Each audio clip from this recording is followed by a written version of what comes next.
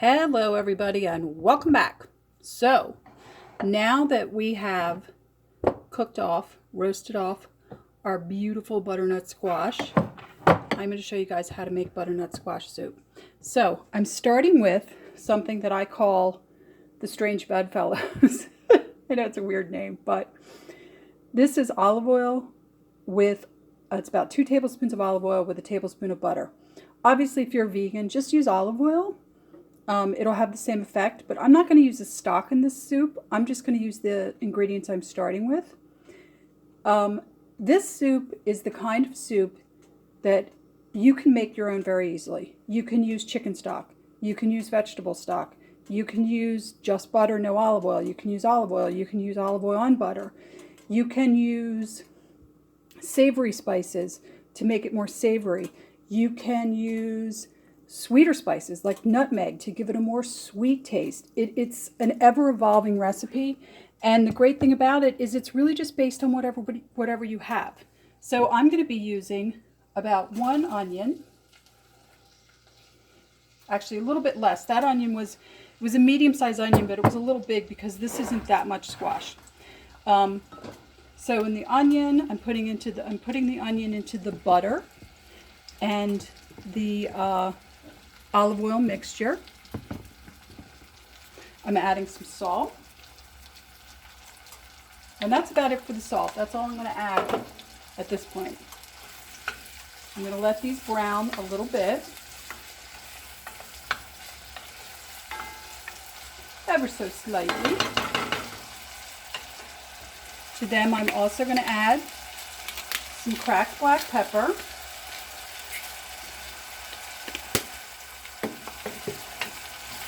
Okay, the reason I'm using olive oil and butter, aside from the fact that I'm not going to use the stock in this recipe, is olive oil has a higher heat point.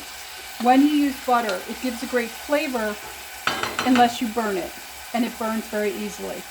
So that's why I'm using both. Okay, now to this is where this is going to blow your mind, guys. I'm going to add a cup of unsweetened applesauce. This is the Santa Cruz Company's applesauce. I really like it. It's all natural. It's organic. No sugar, no spices, no nothing. It's just straight up applesauce. So for all of you who are thinking, applesauce and onions, I know, right? It's there's a lovely Pennsylvania Dutch dish, and I'm probably going to mispronounce it, called it's Heaven and Earth, and I think it's Himmel and Earth is the way it's pronounced.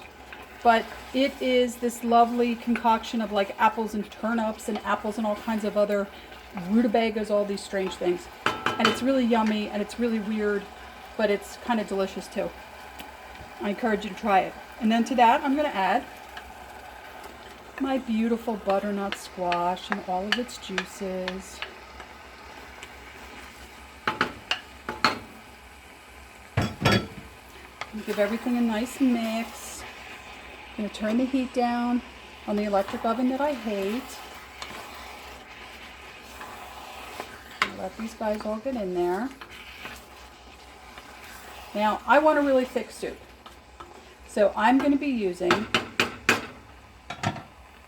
this, an immersion blender. If you've never seen one of these, this is mine. It's by Procter Silex, and I got it for about 10 bucks at my supermarket years ago around Christmas time. And this is how it works. That's right, kids. Now, you can pre-mash your squash if you want to. I mean, I figured why do it twice.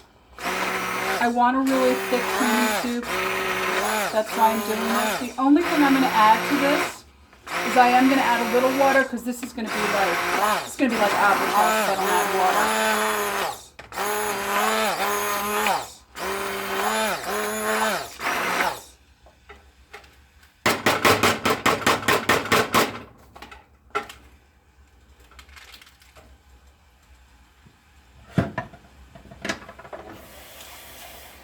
I'm going to play it by ear with the water. Actually, that actually looks really good. That was only a half a cup. That looks great.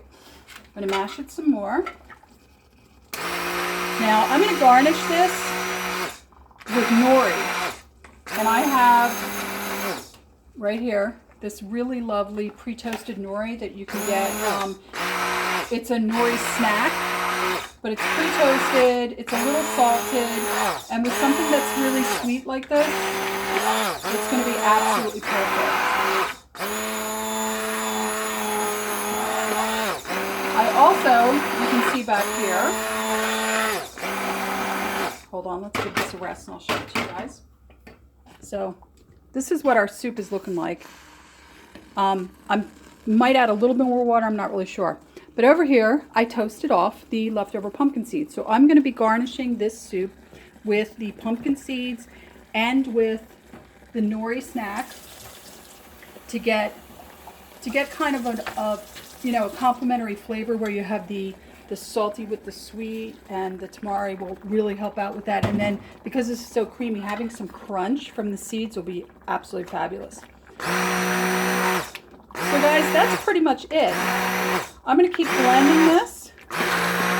I will take a picture of it when it's done. I am going to let this simmer. Because the squash is already cooked, all I'm really doing is cooking the onions and getting the flavors together. It's already looking absolutely beautiful and thick. It's actually looking gorgeous.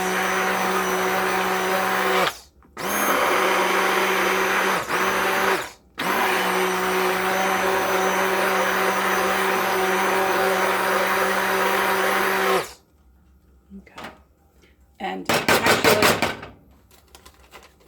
it is just going to simmer now. I only ended up adding about an extra cup of water. I'm going to let this simmer because all I'm doing now is cooking off the onion.